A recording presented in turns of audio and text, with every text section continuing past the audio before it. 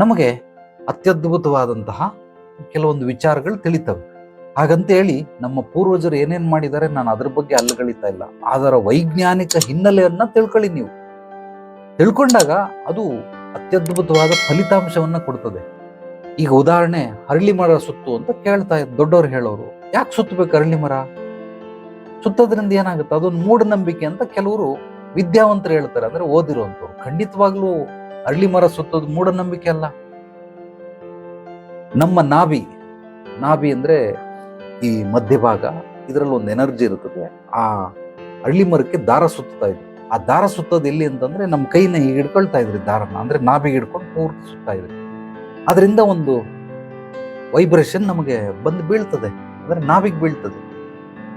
Walking ಮಾಡೋ ಅಂತಂದ್ರೆ ಯಾರು ಮಾಡಲ್ಲ, ದಡ್ರು ವಾಕಿಂಗ್ ಯಾವನ್ ಮಾಡ್ತಾನೆ. ಅರಳಿ ಮರ ಸುತ್ತು ಅಂದ್ರೆ ಸುತ್ತಾರೆ.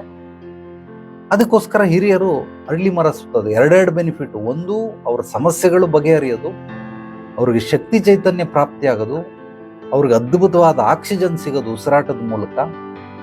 ವಾಕಿಂಗ್ ಮಾಡ್ದಂಗಾಗತ್ತೆ, ಅವ್ರ ಸಮಸ್ಯೆಗಳಿಗೆ ಪರಿಹಾರ ಸಿಗುತ್ತೆ, ಅದ್ಭುತವಾದ ಆಕ್ಸಿಜನ್ ಸಿಗುತ್ತೆ. ಇದೆಲ್ಲದ್ರ ಜೊತೆಗೆ ಅವನು ಬುದ್ಧಿವಂತನಾಗ್ತಾನೆ, ಜ್ಞಾನ ಪ್ರಾಪ್ತಿ ಆಗುತ್ತೆ. ಸೊ ಇಷ್ಟೆಲ್ಲ ಅನುಕೂಲಗಳಿರೋದ್ರಿಂದ ಅದು ಮೂಢನಂಬಿಕೆ ಅಲ್ಲ. ಆದರೆ ಕೇವಲ ಆಚಾರ ಮಾಡ್ತಾ ಇದ್ದೀರಾ, ವಿಚಾರಗಳು ಗೊತ್ತಿಲ್ಲ. ವಿಚಾರಗಳು ತಿಳ್ಕೊಂಡು ಮಾಡಿದ್ರೆ ಅದ್ಭುತವಾದ ಫಲಿತಾಂಶ ಕೂಡ ಸಿಗ್ತದೆ.